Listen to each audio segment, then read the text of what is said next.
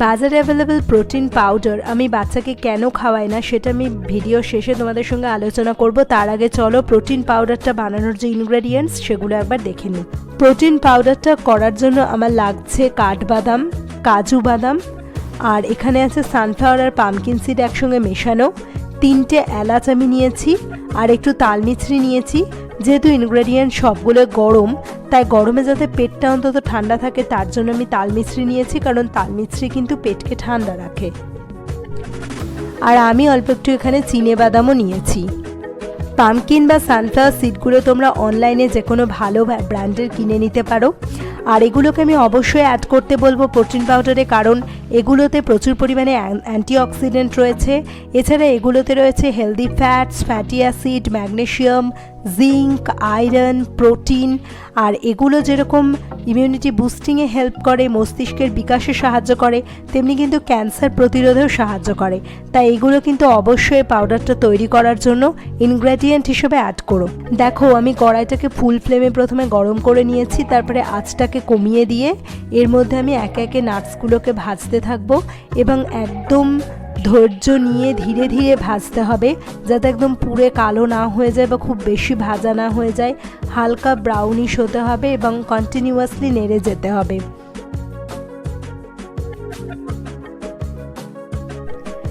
দেখো বাদামের ব্যাপারে আমার নতুন করে বলার কিছুই নেই, বাদাম যে কতটা উপকারী সেটা সবাই জানে।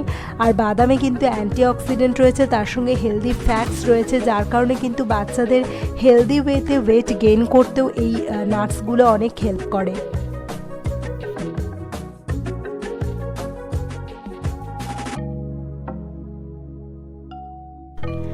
দেখো নাটসগুলো আমার ভাজা হয়ে গেছে, এবার আমি সিডসগুলোকে ড্রাই রোস্ট করব।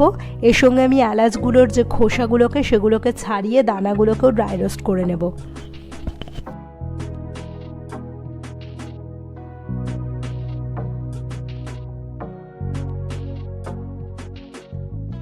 এবার এই বাদাম আর সিডসগুলোকে কিন্তু একদম ঠান্ডা হতে দিতে হবে, গরম অবস্থায় কোনোভাবেই গ্রাইন্ড করা যাবে না। একদম ঠান্ডা হলে তারপরে একে গ্রাইন্ড করতে হবে। এর মধ্যে আমি একটা কাজ করব, এরকম একটা সুতির কাপড়ের মধ্যে আমি প্রতিটা বাদামকে ভালো করে পরিষ্কার করে নেব, যাতে এর গায়ে যে এক্সট্রা ধুলোবালি থাকে সেগুলো যেন আর না থাকে। এভাবে আমি ঘষে ঘষে পরিষ্কার করে নেব।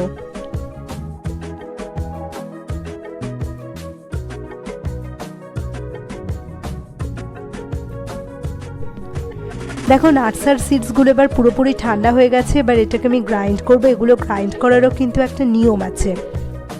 দেখো ব্লেন্ডারের মধ্যে এইগুলোকে নিয়ে আমাকে একদম যেটা গ্রাইন্ডারের লো স্পিড সেই অপশানটাতে গিয়ে গ্রাইন্ড করতে হবে, তবে গুনে গুনে 5 সেকেন্ড গ্রাইন্ড করার পরে থেমে যেতে হবে, মিক্সিটাকে একটু ঠান্ডা করতে হবে, দিয়ে আবার গুনে গুনে 5 সেকেন্ড আমি গ্রাইন্ড করব। এইভাবে মোট 2বার অল্প একটু গ্রাইন্ড করলেই দেখো অনেকটা গ্রাইন্ড হয়ে গেছে। বেশি জোরে গ্রাইন্ড করলে কিন্তু যেটা হয় বাদামগুলো তার তেল ছেড়ে দেয়, আর এতে সেটার পাউডার ফর্মে থাকে না, এটা একটা মন্ড হয়ে যায় এবং প্রিজার্ভ করতেও ভীষণ অসুবিধা হয়, কারণ ছাতা পড়ে যায়। সেই জন্য এটাকে খুব ধীরে ধীরে এইভাবে গ্রাইন্ড করবে। এইবার আমি তালমিছরিটা অ্যাড করব, অ্যাড করে জাস্ট একবার গ্রাইন্ড করে নেব। দেখো এই যে পাউডার ফর্মটা এটা কিন্তু আমার কমপ্লিট। এইটা আর আমি গ্রাইন্ড করব না, কারণ এরপরে কিন্তু এটা তেল ছাড়তে শুরু করবে। আর যদি কারো ছোট খুব বাচ্চা থাকে তাহলে এটাকে চেলে নিতে পারো। এটা এমনি অনেকটাই মিহি, তবে চেলে নিলে আরও মিহি হয়ে যাবে। আচ্ছা এবার এটাকে আমি একটা গ্লাস কন্টেনারে রেখে দেব। এটাকে ফ্রিজের মধ্যে স্টোর না করে বাইরে স্টোর করাই ভালো। আর আমি বেশি করিনি, 7 দিনের জন্য করেছি। তোমাদেরকেও বলবো বাচ্চার খাওয়ার পরিমাণ অনুযায়ী তোমরা মোটামুটি 7 দিনের জন্যই এটা করে রেখো। এই পাউডারটাকে তোমরা সাবুর পায়েস, সুজির পায়েস, ওটসের পরিচ, প্যানকেক বা এমনি দুধে মিশিয়ে দিতে পারো। আর কতটা দেবে সেটা কিন্তু নির্ভর করবে বাচ্চার বয়স আর তার ডাইজেস্ট বা হজম করার ক্ষমতার ওপরে।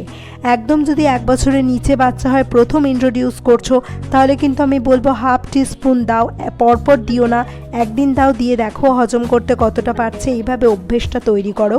আর আমার বাচ্চার 5 বছর বয়স, ওকে আমি মাঝারি চামচের 1 চামচ ফুল 1 স্পুন ওকে আমি কিন্তু এটা দিয়ে দিই। প্রোটিন ড্রিঙ্কগুলো পাওয়া যায় সেগুলো আমি বাচ্চাকে প্রথম একবার খাইয়েছি, তারপর ডায়েটিশিয়ানের সঙ্গে কনসাল্ট করি এবং উনি আমাকে স্ট্রিক্টলি বারণ করে দেন এগুলো খাওয়াতে, কারণ এগুলোতে প্রচুর পরিমাণে প্রিজারভেটিভ থাকে।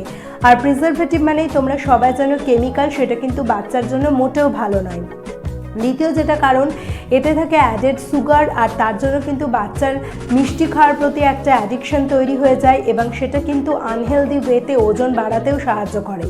3 নম্বর যেটা, সেটা হলো আমরা বেশিরভাগ ক্ষেত্রে প্রোটিন ড্রিঙ্কগুলোকে দুধের সঙ্গে মিশিয়ে বাচ্চাদেরকে দিই। এতে কি হয়, দুধের যে ন্যাচারাল ফ্লেভার বা ন্যাচারাল যে টেস্টটা, সেটা তো বাচ্চারা বুঝতে পারে না, ওরা ফ্লেভার দুধ খেয়ে অভ্যস্ত হয়ে পড়ে। তখন কিন্তু পরবর্তীকালে এটা ভীষণভাবে আফেক্ট করে, তখন ওরা কিছুতেই নর্মাল দুধ আর খেতে পারেই না, তখন দুধ খাওয়ার প্রতি একটা অনীহা তৈরি হয়ে যায়। এই জন্য আমি ঘরে বানানোই এই প্রোটিন পাউডারের ওপরে ডিপেন্ড করি, কারণ এটা অনেক বেশি নির্ভরযোগ্য। এটা যেরকম ইমিউনিটি বুস্টিংয়ে হেল্প করবে, সেরকম ব্রেনের ডেভেলপমেন্টেও হেল্প করে। ভিডিওটা যদি তোমাদের ভালো লেগে থাকে তবে অবশ্যই ভিডিওটাকে লাইক করো, কমেন্ট করো, শেয়ার করো। আর চ্যানেলটা যদি হেল্পফুল বলে মনে হয় তবে চ্যানেলটাকে অবশ্যই সাবস্ক্রাইব করে নিতে পারো, আর পরবর্তী ভিডিও নোটিফিকেশন মিস না যাতে করো তার জন্য বেল আইকনে ক্লিক করো। আজ তাহলে আসি, দেখা হবে পরের ভিডিওতে।